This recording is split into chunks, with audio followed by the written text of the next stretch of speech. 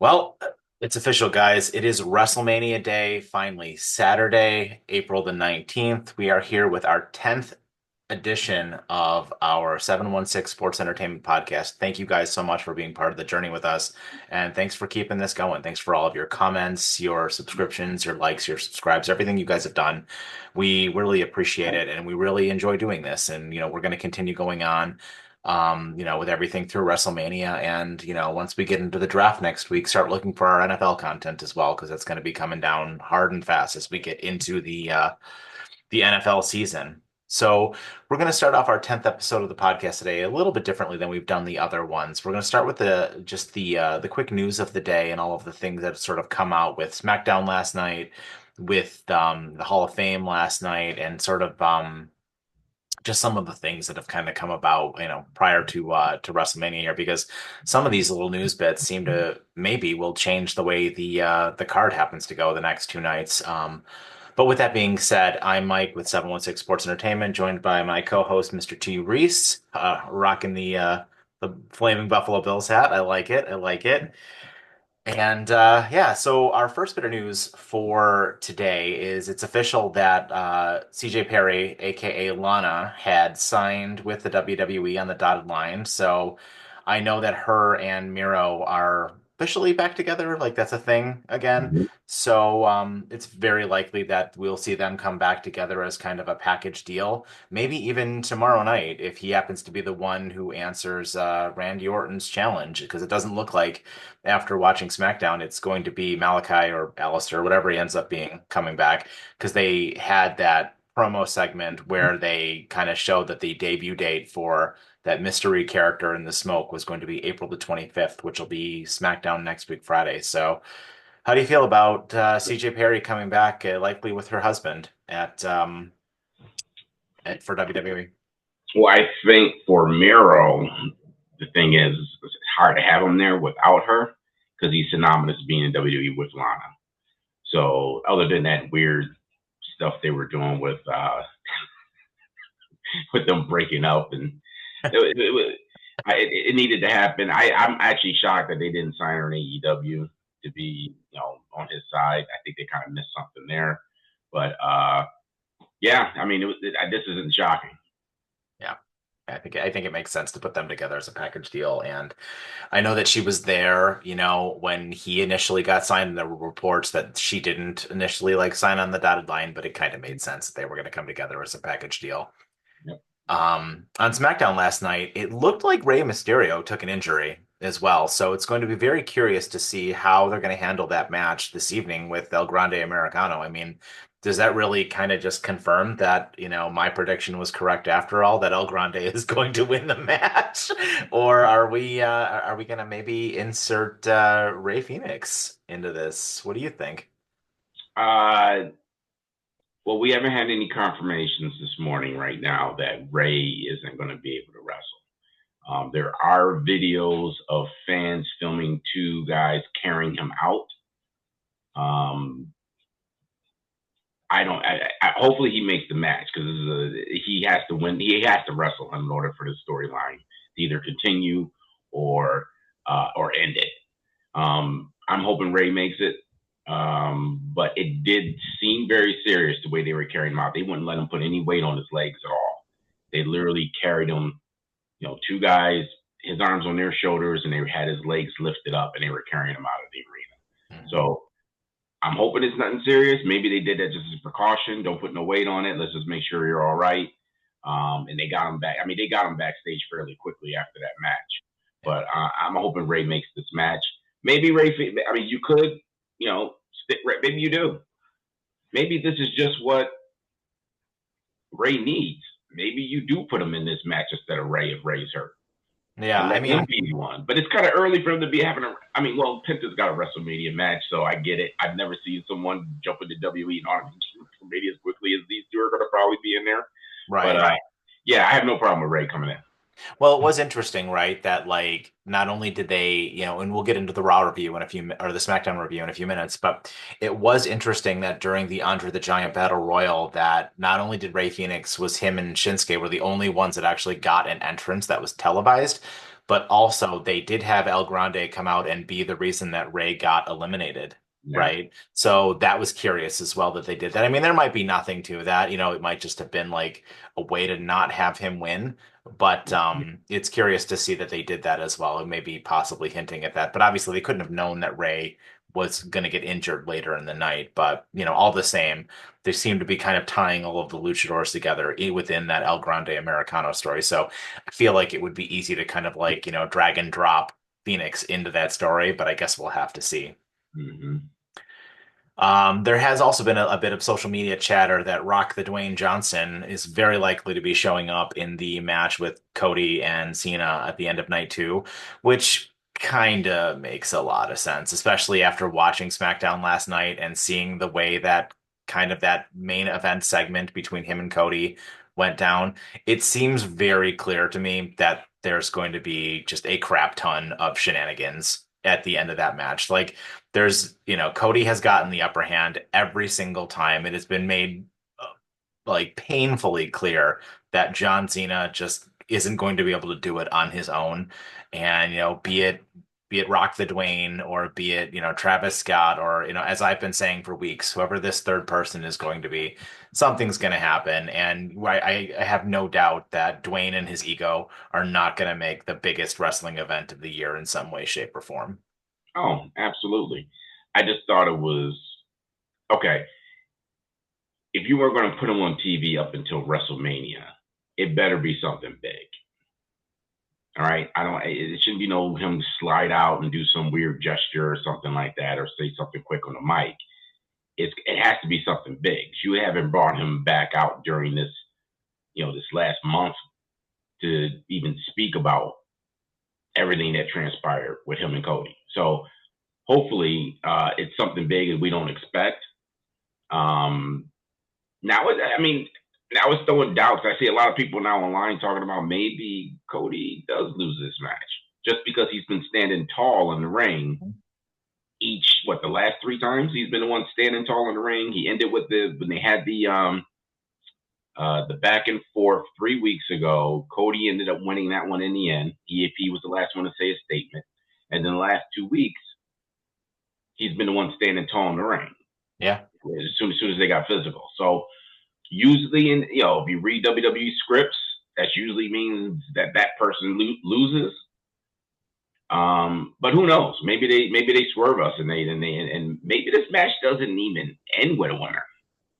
Yeah, it's certainly possible, right? I mean, there are so many ways that this is going to go, and for the time being, I don't know. I have a feeling it's going to be an overbooked mess. But with the way last year's match went, but I mean, last year's match was so awesome, and I think we'll really get a better idea of how it's going to look when the match tonight ends, right? Because like I really am of the mind that WWE will not send the fans home unhappy 2 nights in a row. They do every time we've had a 2 night WrestleMania for the past 4 or 5 years now. If the heels won on one night, the faces won on the other every Right. single time. So if CM Punk wins tonight, I'm 1000% John Cena is going to win. But if Seth Rollins wins tonight, and we'll talk about his promo in a second here when we do the SmackDown review. If Seth Rollins wins tonight and goes full blown heel and aligns himself with Paul Heyman, then I think Cody's going to win. And I guess we'll just kind of have to see how that goes. Speaking of John Cena, I guess we'll touch on this a little bit because he's been in the news and the Hall of Fame was last night as well. And there's just kind of been a lot of comments about Vincent Kennedy McMahon lately.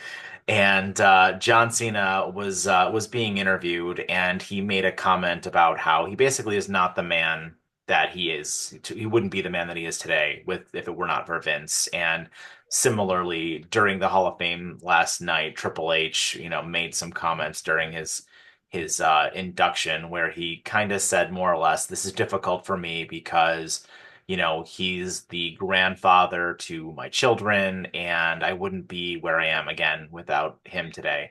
And I get it. It's tough, right, to talk about Vince because of all of the controversy and everything going on with the Janelle Grant lawsuit and everything else, right? Vince getting kicked out of the company. Um, but it's got to be hard for these guys, right? Because like especially the older guys who are in the roster, your Cena's, your Randy Orton's, and I mean even Dwayne, right? Like none of these guys would be where they are without Vince. And I don't know. I feel like it's got to be difficult for everybody, I think, because you want to say that, but you kind of also don't want to, front the controversy, if you will. Oh, absolutely. I mean, anytime anybody brings up Vince's name, there's going to be all kinds of feelings involved. You're going to hear all kinds of, a lot of noise on the internet or not. Um, I, I mean, just in my opinion, yeah, obviously Vince is a creep. We all know that. Okay? He's a creep. We know, but I mean, he did affect a lot of wrestlers. Yeah. So I mean, it's not like you can just pretend he didn't exist anymore. Mhm. So I had no problems with it. I mean, obviously it's a Hall of Fame induction. You're gonna go through a. I mean, even Lex Luger got. I mean, he has a lot of controversy behind him too Oh in his yeah. past. Yeah, absolutely. So I mean, he still got put in the Hall of Fame. So I got no problems with it. And it's what it is. We know the history. We can't deny it. It happens. Yeah. He thanked somebody who did help him become a gazillionaire. Um, I'm fine with it. I mean, like I said, you can't tell everybody how they feel. Just for me, I got no problem mentioning anything that historically for himself that got him where he is in his career and his life. Um, I'm good. I'm good. I have no problems with it. But if you have feelings about it, you have every right. I'm be honest with you. You got every right to feel how you feel. Um, but I don't think it should put any tarnish on John just for mentioning that Vince was an integral part of his career. Oh yeah, I agree, and I feel the same way about Paul Levesque as well, right? Like, I mean, it's got to be even harder for him, I think, when he delivered that speech last night, because like, that's his father-in-law, and that's the guy who brought him into the business, and I mean, he was running NXT, right, and he got put in charge of creative, and like he got made, what was it, a 14-time champion Mm-hmm. because of Vince, and he married into that family. His wife is the daughter, is Vince's daughter. Like that's got to be really hard for him as well, Mm-hmm. I think. And yeah, I mean, we know that Triple H has, not been one to sort of shy away from kind of some controversial statements here and there, right? Like especially during some of his press conferences where he kind of feigned a lot of ignorance about what was going on with the lawsuits and what was going on with Vince and everything else like that. And we're not going to give our opinions on any of that, but we are going to say just like it's got to be tough for the guy. And I can appreciate where he's coming from. And I feel like I might be in the same boat if I was him. I would probably say the same thing. I would try to be as like uncontroversial as possible, but I would at least acknowledge that it happened. Oh yeah, and I mean, he handled it diplomatically. I don't think he said anything that was offensive or anything like that. He's just stating his history. I mean, we've heard plenty of names of these Hall of Fame speeches of people who have been involved in controversy. Um, Obviously, Vince McMahon, obviously the biggest name because of what he's done with WWE, but for me, it's neither here or there. It's fine. Yeah. Yeah, I mean, and the day that Vince McMahon finally leaves this world, the first thing I can't wait for is the Dark Side of the Ring. That's going to be Uh, about his life because boy, oh boy, is that going to be interesting. I I mean, I don't even know if they're going to release one because I mean, remember that? I mean, he was fighting the one that was being put on Netflix. mhm. So who knows if they even allow one to happen? I mean, I don't know how much control they have over those Dark Side of the Ring Yeah. TV series, but I mean, I can tell you this: he's going to fight like hell to not let it get released. Oh yeah, I mean for sure. I mean, while he's alive, and I mean, like I remember the one I watched about Benoit and all of that, and I was like, like as much as like you didn't want to like a car crash, right? Like, you don't want to like look away, but like at the same time, like it's hard to watch, all the stuff about the steroids and the CTE and everything else like that. Mhm. That You already and you know the ending, so yeah, I know it's tough. yeah, absolutely. So SmackDown opened up proper with Seth Rollins coming out to the ring and sitting cross-legged right in the center of the ring, reminiscent of CM Punk. And he cut a promo. He cut a hell of a promo. And I'll let you touch on this to start. What did you think of the promo and the last line that he cut in particular in that promo? Well, I mean, I think it's what a lot of us were alluding to, was hoping that maybe somewhere in the future the Shield gets back together, possibly. And he stated all his facts about everything that was going on historically with him, Roman, uh, just the history behind them. I mean, he even gave some hints as to the reason why he did what he did. You know what I mean? So, hey, listen, it was probably for Seth, probably his best moment as far as speaking on a microphone in the ring. Just because of the atmosphere, how he sat like CM Punk in the middle of the ring, it had everyone captivated. I mean, you were sitting there like, interesting enough, it almost sounded like we were listening to CM Punk in the ring. Oh yeah. Yeah. And so, I listen. I'm going to be honest with you, that. That was great. I mean, and what a way to open it. I mean, that was great. I mean, I expected um, some other fireworks to happen during the night, but I thought that was perfect. Let Seth Rollins be the one to just end it, and let's get into WrestleMania. Yeah, absolutely. And I mean, it's very clear, right, that he is aware of what people are talking about online and like all of the prediction stuff about how he's going to go with Heyman, and that's how that's going to be the swerve, right? Because the last line of, that's not a prediction, that's a spoiler. Like, I mean, come on, Yeah, like how much more could you feed into the frenzy that you're going to turn and you're going to be the catalyst for the way things go in the future here. mm-hmm. So hats off to Seth Rollins. I mean, he's really done a lot to not make himself feel like the third wheel in this whole triple threat that's going on. And, I really think, God, I want to change my pick because I really think he's going to win. I think it's going to be, I mean, I think it's going to be awesome. I'm really looking forward to the match tonight. And I can't wait to see where the story goes from here. Yes, I will get a point for this one because I think he's pulling this off. I mean, when he talked about Roman never sacrificing, Punk never sacrificed, like he had sacrificed. Again, that's why in other words, he explained why he turned on the Shield too. Absolutely. Indirectly saying why his motives, even though back then we know that wasn't really the motives, but to use that past history to bring it full circle to today, I mean, you get A plus plus plus from me. Yeah, absolutely. So this led us into the first match of the evening, the Andre the Giant Battle Royal, which had a really nice put together segment. And I always say this, hats off to WWE's video editing department because man, they can put a video package together better than Oh just yeah, about anybody else.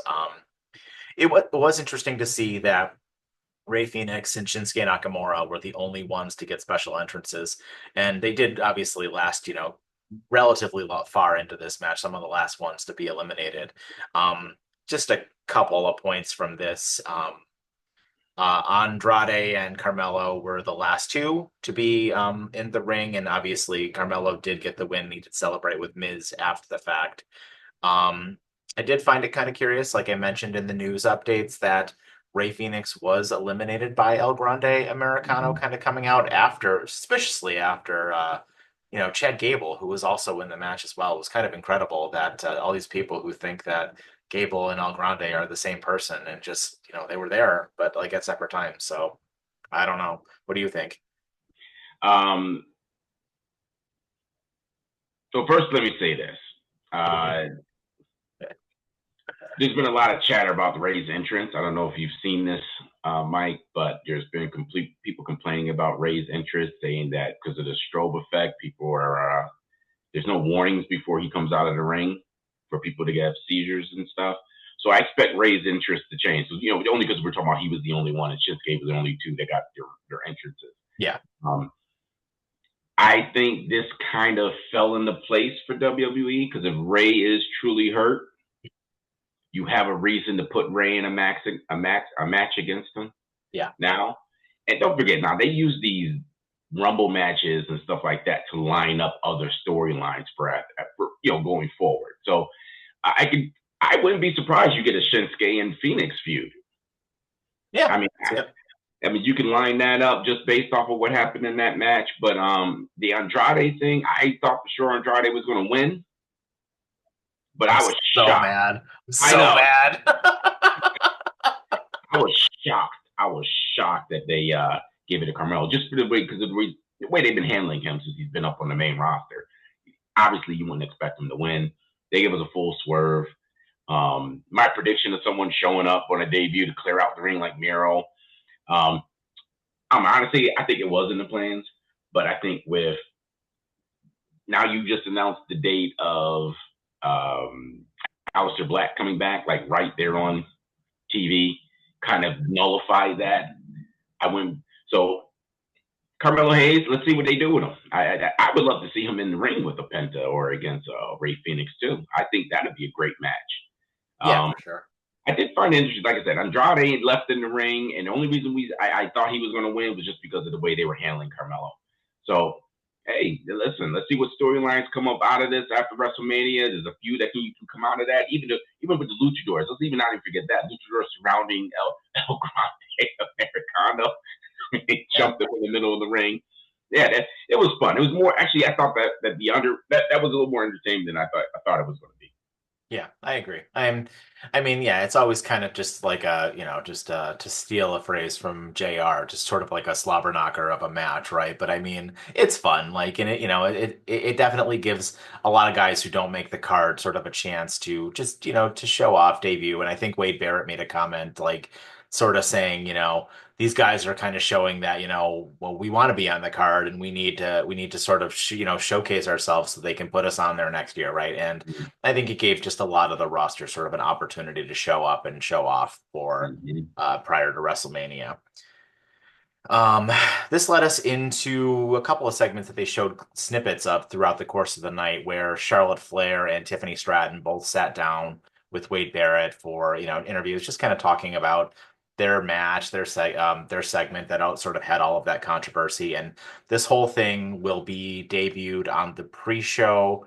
I believe tonight, yeah, because the match is tonight. So the pre-show tonight, starting at around 4 o'clock, they said that this entire interview will be sort of shown off. So neither one of them really said much during this promo. So, we really won't get into it too much and just kind of have to like look forward to it tonight to see, if there's any other like tidbits they really say. But Charlotte especially, like she said nothing, right? Like when, Wade asked her the question, like, why is everything so hot and heavy between the two of you? And she was just like, well, I don't know.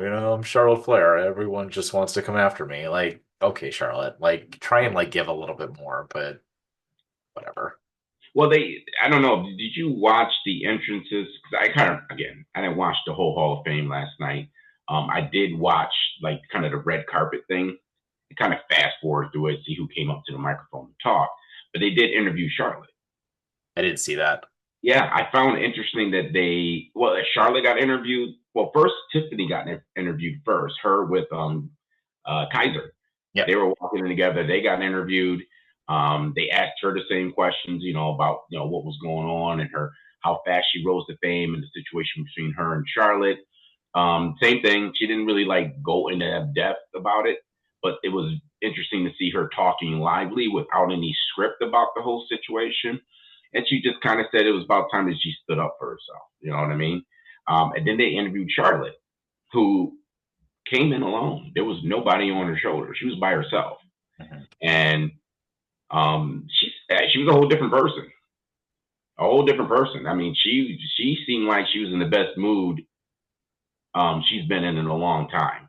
Mhm. And it was a very interesting to see her attitude there. And then when they brought up the whole Tiffany thing, she didn't like really touch on any of it. She just kind of moved. So hopefully, maybe they came to some sort of agreement between the two that they can finally get through this match Yeah. without turning it into a tire fire. Um, now I have a little hope that this match is going to end up being a little more entertaining than I expected it to be. Yeah. Yeah, I mean, let's hope, right? I mean, like, you've got the chance for a big spotlight thing here to do the right thing and like get through it and whatever happens, I don't know. I still don't think this is the last time that these two are going to have a match this year, but I guess we'll have to see how it goes. Um, this led into kind of a bit of a messy segment, if you will. Rhea came out to the ring first to kind of cut a promo and just sort of talk about her history at WrestleMania, saying, she's been to, what was it, 5 or 6 WrestleManias now. And, she's been in the title match a good portion of the time with those. And she didn't really get very far into her promo when Io Sky came out, and Io did not get a word out at all when she literally got a microphone, and then immediately Bianca's music hit, and the crowd pretty hard booed Bianca coming to the ring, which was interesting. I mean, I know we kind of saw that with the European crowds, but kind of strange there. And, Bianca, she even acknowledged the booze a little bit. She's kind of like, all right, I see how it is, and, basically kind of cut and paste comments that the title's going to be mine, blah, blah, blah, blah, blah, and people are going to respect the ESD. To which then Naomi came out. And Naomi was like, hey, B, why haven't you been returning my texts, my calls, blah, blah, blah, blah, blah. So she came into the ring and kind of like, Bria and Io sort of felt like background characters for a second there because they were sort of pushing everything together. And then Jade came out, and then Jade had a few things to say as well. And then the whole thing kind of turned into fisticuffs between everybody except for Io, who was just kind Mhm. of standing there being like, like, what the hell am I doing here? Like, am I the fifth wheel in this? And, it all just came to a head at the end. And then Io actually ended up going under the top ropes and doing, a flying moonsault and taking everybody down as Naomi kind of made her way into the back. But I don't know. This just seemed like a mess. What did you think? Um, yeah. I mean, I thought it was interesting they had Naomi come out this night and not any time prior to this night to address Bianca. Yeah. I thought that was a little weird. I understand the crowd. Like I said, the Bianca is turning into the new Charlotte. People are kind of tired of her getting crammed in a WrestleMania championship match. I mean, honestly, I mean, through most of the years, she didn't really have anything to do with this belt. And then all of a sudden, they just did a whole 180 and she was back in talks. She was back involved in the storyline for the belt for WrestleMania. If you ask me, I don't think they really needed to add her to the match. And I think that's what a lot of fans feel. Mhm. An EO versus Ripley would have been a great match on its own. I think they're trying to make Bianca, you know, part of this match by adding in all this extra stuff around her. They're trying to make it, obviously to get you thinking like, okay, somebody going to get involved in this match or whatnot. And don't forget, Bianca, they never had her answer Jade. Yeah. Or Naomi, I mean. They never had her give a response to her, really. Mhm. So I'm wondering that that's going to play a piece, in the match. But yeah, it just got messy. It just got messy. It was just like, I mean, at this point, I thought, I mean, at least let them get their, let them talk. I mean, let EO talk. I mean, give us a swerve because if you let EO talk, we haven't seen her talk the entire time. Mhm. So if you let her talk this time, now we're going to be like, okay, well, who's going to win this match now? Now it's at the point where I'm picking. I would say EO wins it just for the simple fact they're still posting her up like she has no chance in this match. Yeah, I mean, like, it seems like she has to win, right? Because, like, otherwise it doesn't, like, I don't know what the hell you're doing otherwise. Like, I mean, you've got Bianca, it very clearly seems like if she doesn't like go full heel and Mhm. join Naomi, like, what the hell are you doing with her? I mean, if she goes full heel and joins Naomi and they become like a thing, I mean, she probably wins. But I mean, I know one of you guys made a comment that, if Naomi wins tonight, it's very likely that Naomi will come out tomorrow and help Bianca win. And I think that after last night, if Io doesn't win straight up, that's probably the next most likely outcome for this match. I'm kind of getting, and I don't want to dog on your pick too much, but I'm kind of getting further and further away from Rhea winning. I think it seems the most unlikely now that Rhea is going to win, but I don't know. I guess we'll kind of have to wait and see. I got to stick with my pick. I mean, after SmackDown, I feel the same way. I don't think Rhea's winning this match. There's too many. You know what? I think they're lining up. Honestly, I think they're lining up Jade and Rhea together against Naomi and Bianca. I think that's what they're lining up. Just in my opinion. I mean, it's the only thing that makes sense because I mean, EO's kind of like that's why they have her stay in the ring when all this stuff goes on because she has no connection to any of these people, and there's all these storylines around them that intertwine that has no that EO doesn't even none of them cross her path during any of these. So Yeah. yeah, I think that I think EO might just pull this one out. I may have to take another L. I'm gonna take another sip of coffee from my beautiful Bills cup here and just swallow my pride. There you go. This led us into a quick backstage segment where, after I mentioned El Grande Americano eliminated Ray Phoenix from the match, all of the luchadors, Phoenix, Mysterio, and Dragon Lee are going to get a match against Gable and the Creed brothers a bit later on in the show. And then, yeah, speaking of taking an L and taking a W on this side of the table, did I call or did I not call that the tag team match was going to end in a BS disqualification nonsense? Although I did say that it was going to happen on WrestleMania, and the crowd was vehemently pissed off when they heard it was going to be on SmackDown next week. So what ended up happening was the Street Profits and the Motor City Machine Guns had their match, and it very quickly got, interrupted by DIY, and they took the tag team belts and kind of ran off with them. And then Nick Aldis made he kind of was like, I'm sick of this nonsense, blah, blah, blah, blah, blah. And we're going to have a ladder match well, he said TLC match, but a ladder match for the titles. And it's going to be those three teams, not Pretty Deadly because they were in the Andre the Giant match, which that's kind of odd because they've kind of been in this story as well. But I mean, maybe they'll get added. I don't know. For those tag team belts, and that's going to be next week on SmackDown, which that's kind of disappointing. This like between this match and the New Day versus the War Raiders, this match should have been on WrestleMania, not the Yeah, other one. yeah. And that's really all I'm going to say about it. I love the New Day, but yeah, I guess I don't get it. And the crowd was very clearly kind of pissed off as well that they did this. Disappointing. Disappointing. Because I mean, I rode with you on the storyline of them just DQing and maybe this ends up showing in Mania. Um, I don't even know why you even announced it was going to be next week. If you were going to address it, why even address it then? I mean, you might as well wait till SmackDown or after WrestleMania to address it because now you've done disappointed people. Yeah, I mean, maybe they find some way of cramming this match in based off of the response they got from a lot of fans. Because I mean, you've been hyping up this. How many times can we say it? They are destroying the tag team divisions. I mean, just terrible booking, terrible storylines, terrible last minute decision making. Right now, if there's a big blemish in the WWE, is how they're handling tag belts for the men and for the women. There is just no focus on it. It's a second thought, and it's almost like they're just using these matches to filler time on their shows. This match should have been, if you want to do the DQ, do it add the match to WrestleMania. If not, why have this match before WrestleMania? You could just wait until after WrestleMania to do it. exactly. It's course like they're course correcting their bad booking, but they still didn't completely correct their bad booking. So Is it worse? yeah, Is it worse? yeah, yeah, I don't know who in creative is in control of the tag division, but they are doing a really bad job, or they're just like I said, there's just no focus on yeah. I completely agree. This led to Randy Orton coming out to the ring, really fired up too, like really, really fired up. Randy Orton talking about smearing himself in baby oil and just coming out on night two and issuing an open challenge.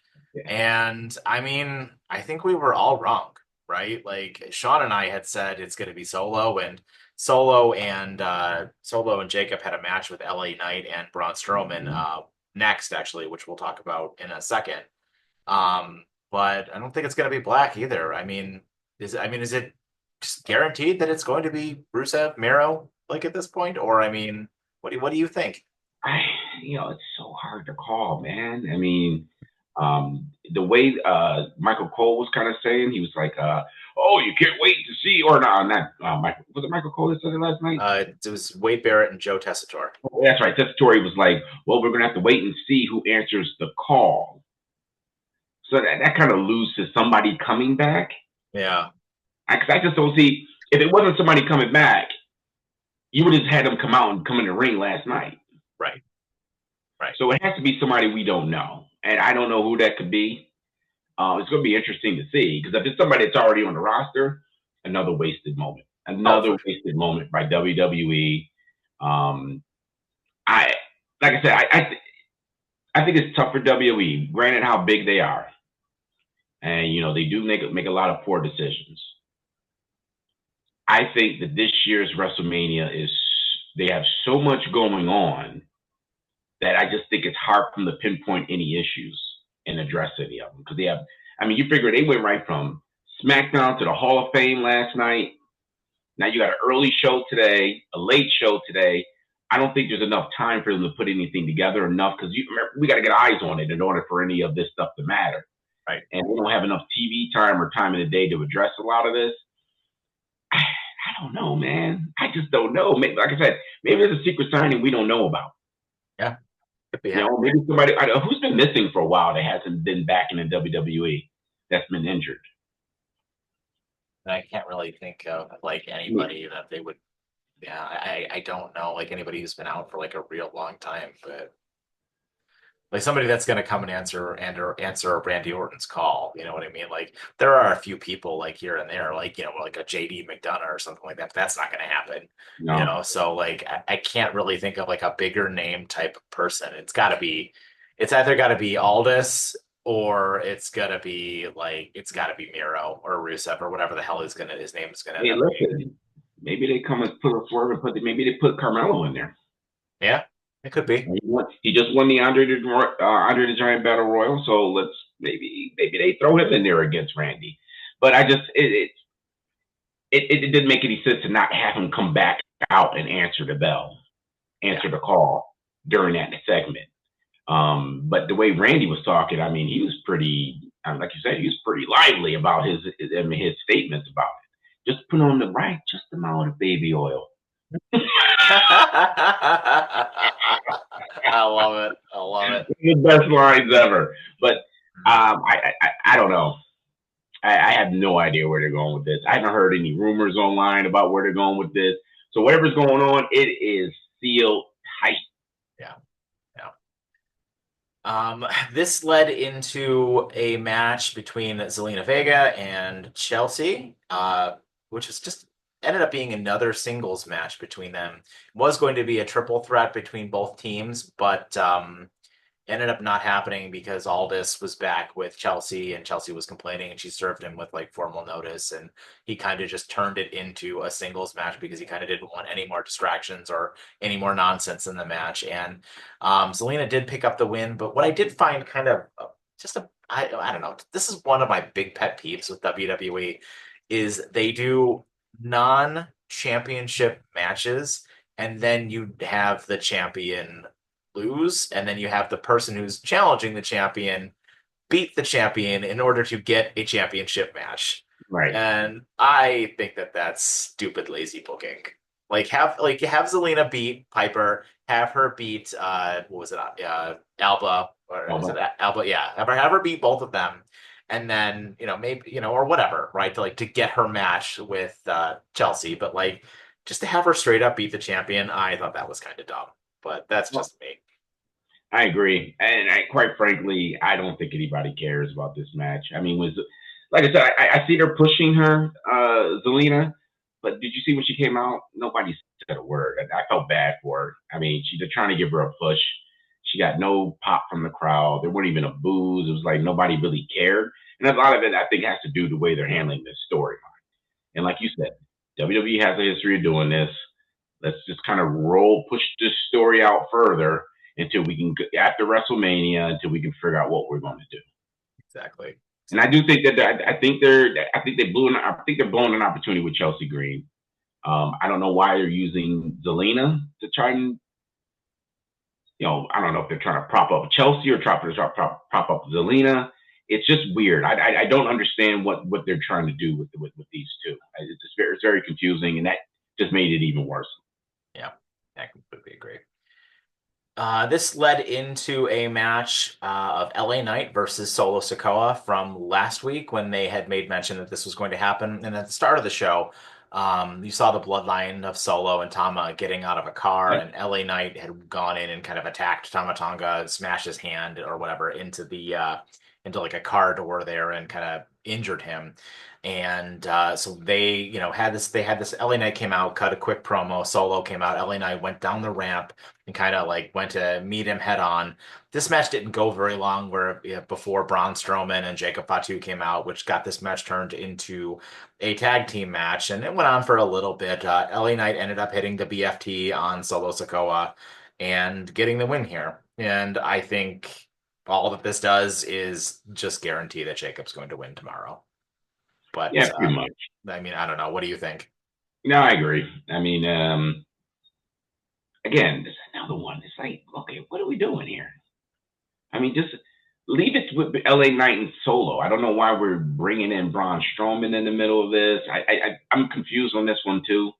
Um, we all, like you said, we all believe him. We all know that Jacob's going to win this match. I just don't see LA Knight winning it. Um, I, yeah, he's going to, Jacob's going to win, and then that's going to be the end of the storyline with them. Or unless they're lining up a bloodline feud, like you said, maybe they're going to have an implosion after this. Um, I mean, there's ways you can go with it. I just don't understand the Braun Strowman thing. I just don't understand why they're keeping pushing him into the middle of this. Yeah. Yeah, I don't really know. And I initially had thought like, oh, okay, maybe this is going to kind of like turn this into a fatal four-way, right? For Mm-hmm. that US title and like that would be okay. I mean, especially considering, right? Like at SummerSlam, the main event was Cody versus Solo. Solo was in the main event of SummerSlam, and now he's not even on the WrestleMania card. Like, talk about falling from grace. Like, I mean, he lost to Roman Reigns at that Netflix debut, and he's just been floundering. Like nobody has given a damn about Bloodline 2.0 other than Jacob. Like, Tongaloa's gone. He's injured. He might not ever even come back. And the other Tama Tonga, like nobody cares about him, and like everyone kind of just makes fun of his sort of weird gremlin voice. So I mean, like, just I don't know. They've really just I don't know if they just dropped the ball with these guys or just what, but I mean, maybe it was a mistake to have Roman like just bury them. Yeah, I don't know what they're doing to Bloodline either. I don't even know why they're still trying to keep it around if they're not trying to push any storylines with them. Um, yeah, it is weird. I don't know. I really don't know what their plans is with them. I think they had a lot of issues. I think they had a lot of issues with after Roman losing. I don't think there was a real plan other than the Solo and Roman, obviously. But outside of that, I don't think there was a plan for anybody else within that faction. And I think that's where your problem is. I think it was all the focus went right to Jacob as soon as he debuted in the WWE. And then everybody else became a second thought. I thought for sure, like, we were hyping up Solo as if he was going to be, one of the next pillars of the company. I mean, they were pushing him. Remember how fast they got him out of NXT? Oh yeah, And he, all of a sudden, boom, he was on the main roster. And they were pushing him as if he was going to be the guy to carry the bloodline story. And then they just kind of like, just kind of let it go. And they just let these guys become background characters now. Um, I don't know what their plan is with them. Hopefully they figure something out. But I think it's another waste of talent because Solo is a good wrestler. I like watching Solo in the ring. yeah. And just to have his cousins on there as minions to help him out, I just wish they would have played on that a little more. Yeah, and it is really surprising like what they did with Roman to like having him go into this feud with Punk and this feud with Seth Rollins as well, where it's like, you had a ready-made match with Jacob, like all ready to go for Roman Reigns. And we were talking about that 6 months ago, where we're like, you got to get Roman and Jacob at some point, right? And like now, I don't even know if that's going to happen. So I don't love it, but and I kind of feel bad for Solo. Like, yeah, I think the guy deserves more. He busted his ass all year to really Mm-hmm. carry, like, to be sort of the main villain for Cody Rhodes for at least the first 6 months of Cody winning the championship, all culminating at that SummerSlam thing, right? So I don't know. It is kind of a bit of a shame, but Moving on, we didn't then have, as I mentioned at the start of the show, we did end up having that six-man tag between Ray, Dragon Lee, and Phoenix versus Gable and the Creeds. And this was fine, but more important than all this, as we mentioned in the news portion of the show, let's just hope that Rey Mysterio is not hurt and that he can go and have his match with El Grande Americano tonight. And Ray, obviously they did hit the win. Phoenix and ended up pinning the Creed, I believe it was Brutus Creed with the Meteora at the end to hit it there. So that was like, it was a fine match, but it was just a TV match. But obviously the bigger story being hopefully Rey Mysterio is okay. Yeah, absolutely. But I will say that now this is where I give WWE credit, is that you allow Ray to finish that match. That was I was interested in how they were going to end that match, and they let Ray be the one to end it and finish it, Yeah. which was great. I mean, he put on a show at the end of the match, and it was just like I said, it's just fun watching him in the ring. So Absolutely enjoy to watch him in the ring. He does stuff that you don't think is possible in the ring. yeah. The way he runs the ropes, I think that that's just absolutely phenomenal. Like, I don't think that there's almost anybody else who can run the ropes like that like is an active wrestler right now. It is truly an incredible thing to see. Yeah, absolutely. And I mean his jumping back kick, all the stuff. Like I said, that was it was entertaining match. Um, Again, like I said, I think this is where you're going to probably get the announcement based off of that match. Just the fact that Ray was in this match, Phoenix, means that more than likely if Ray gets hurt, I should say Ray Senior gets hurt, and Yeah. and Ray Phoenix is probably the one to replace him. I don't want to see Dragon Lee do it. I just don't think he has enough pop right now or push to make it matter. I think you have to have Ray. I think you have to have Phoenix come in and do this if he has to in WrestleMania. This led into the main event. Cody came out to the ring, usual pop for Cody. And before he even got a word out, John Cena came out, and John Cena really getting blasted by the commentary team a little bit there, which I found kind of interesting. Um, Cena, uh, Cena was the first one to speak, and this segment didn't go as long as I had thought. It was a little over 10 minutes. The two of these guys went back and forth. Cena initially kind of gave a sort of, you need to hate these people, pointing to the crowd, they're idiots, and they don't once you realize that like you need to be a winner and you need to kind of distance yourself from the fans, then you'll be an actual winner. He finally did make mention of the sort of the thing between Cody and The Rock, where he's like, you got the opportunity to you got the opportunity to be a winner and you chose to go with these people, and these people are losers and blah blah blah blah blah. Just sort of the typical "you people suck" kind of promo out of Cena, which I wasn't really that impressed with. I mean, he had a few zingers, but Cody's rebuttal I thought was fantastic, where Cody had made mention, I think the line of the night was where Cody had made mention that Cena kind of sold himself out to the his new owners at the Oscars when he came out in the nude. Yes, yes. That was pretty fantastic. So, what did you think of this, and does this get you any more hyped for the main event? Well, I love the fact that he alluded to the fact that he's doing it for the people he currently serves, Yeah. which was fantastic. So they're also it's almost like they're playing like, Cena is now reached superstardom that he answers to the higher cause than some middling wrestling company now. In other words, he was kind of putting it down on Vince McMahon, saying like, you don't even answer to wrestling no more. You're a celebrity. You don't really care about the fans. One thing I don't get is, again, this is why you needed The Rock to come out and say something before this, because now I still don't understand why Cena had this change, and you're gonna wait till WrestleMania to give us any reason why. I mean, we got to get out. I mean, it's important to the storyline as to why did he team up with The Rock, and now why does he have this new thought process? And we haven't got an answer. You're going to tell us we're going to wait all the way up to the match to get an answer for this? And even then, it's very few times at WrestleMania that anybody takes a microphone in the ring, unless it's a set segment. Yeah, And I exactly. just don't see how he's going to get a microphone to say anything at the end. Yeah. Yeah, I don't know what's going to happen. And I really, if Dwayne is going to get involved, I feel like Dwayne should have been in this segment. And I don't know. And that's why I kind of feel like it's going to be a mess. Like this is going to be an overbooked mess the way that this thing ends. And if Cena does end up walking out of there with the title, like I don't know. Like it's not going to be like it was, like even though the end of last year's WrestleMania was a mess and but it was fun, right?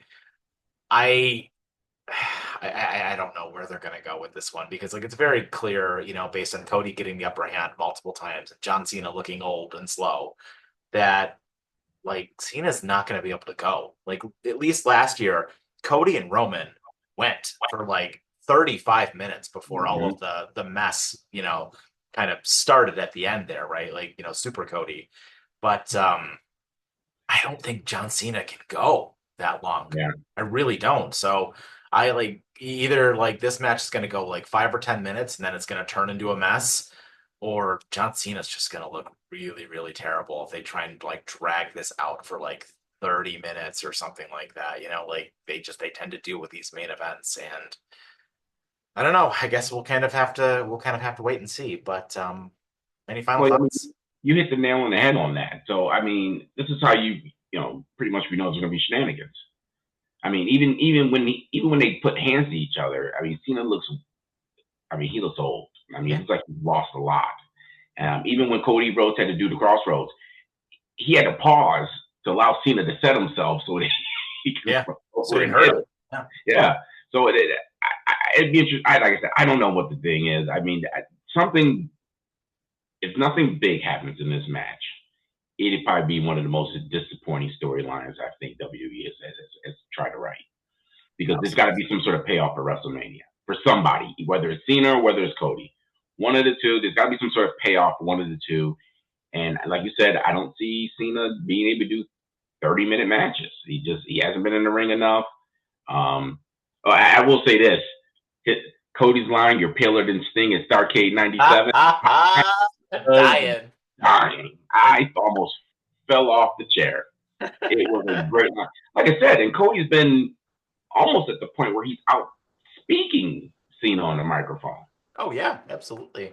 He's getting the last word each and every time. But like I said, until we can get some sort of WWE has a lot of storylines right now where we just are totally confused on, Mhm. and I think that's why I think I don't know if you did we talk about it off camera or did we talk about it on camera where you said that it kind of almost feels like it's not it's just a WrestleMania. It's like just like nothing that really grips you right now, other than maybe the 3-man match with Roman Reigns and with Reigns, Punk, Rollins. Yeah, and I mean, yeah, there's a lot of matches on this card that just don't feel very WrestleMania worthy. yeah. And I don't know, like, each one, and we'll get into it when we do our recap of WrestleMania, but like, we've kind of touched about these on our other videos, but so many of these matches just don't, the build hasn't been great, and I'm looking at both women's championships, for that, or the build has been too long. I'm looking at Jay and Gunther, or the build has just been, the build has not been what it could have been this match, if Cena was gonna be there like full time as he should have been. Like, Mm-hmm. you know, Elimination Chamber was what was that at the end of February? If you're gonna do this story and you're gonna turn John Cena there and have it be like the biggest turn like ever in the history of WWE, you got to have John Cena commit to 6 weeks of television there, right? Not every other week. Like you got to commit to 6 weeks of television. And he didn't do that. And I think that the build for this match kind of suffered a little bit because of it. But, we got there and this match is going to happen tomorrow. And I think I want to change my pick because I think Cena's going to walk out of there with the title. I agree. I think he's going to walk out with the title. I don't. I mean, the only reason I would have said this if Vince was around, you know how Vince is. He's thinking of marketing. So Yeah. What a great way to give Cena the belt and bring the spinner belt and get some sales on those again. Yeah, exactly. That's a Vince move. So I don't know. And like I said, I and this is another reason why we were all questioning.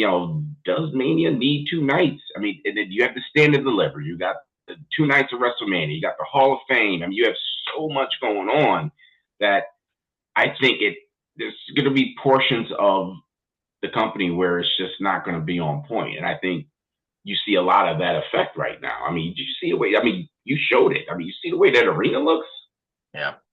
I mean, like, you know how much time and effort it takes to get all that rolling and all the issues that probably pop up backstage that we don't know about with equipment and stuff like wrestlers getting injured and stuff. I just think that maybe I mean, on SummerSlam shouldn't be 2 nights.